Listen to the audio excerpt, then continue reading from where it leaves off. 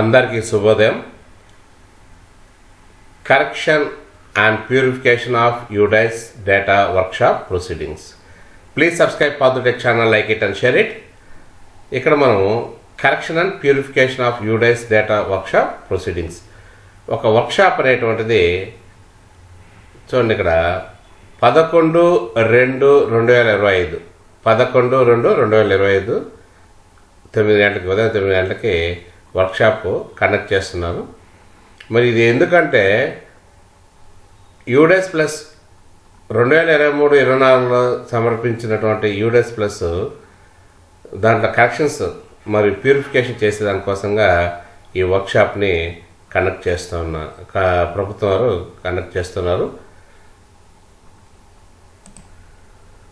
The unified district information system అనేటువంటిది education plus UDIS ప్లస్కి master డేటాబేస్గా వర్క్ చేస్తుంది ఇన్ఫర్మేషన్ సిస్టానికి.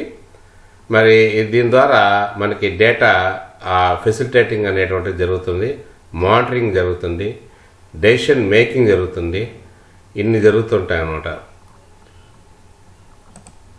అయితే ఈ integrated real time data collection validation process UDIS ప్లస్లో ట్రాన్స్పరెన్సీ మరియు జవాబుదారీతనాన్ని పెంచేదానికోసంగా ఈ వర్క్షాప్ అనేటువంటిది నిర్వహించబడుతుంది.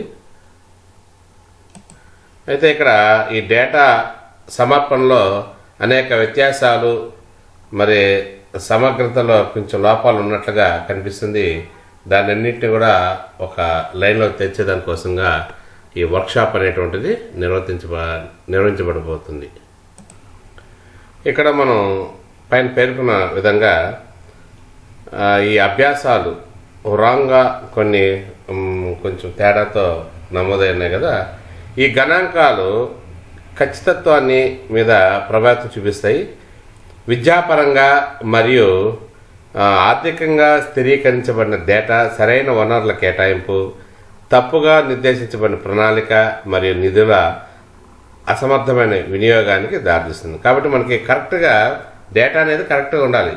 డేటా కరెక్ట్గా లేనప్పుడు ఆ నిధులు అసమర్థంగా వినియోగించడం జరుగుతుంది. కాబట్టి దాని నుంచి తప్పించే దానికోసంగా, కరెక్ట్గా లైన్లో పెట్టేదానికోసంగా ఈ వర్క్షాప్ అనేటువంటి జరుగుతుంది.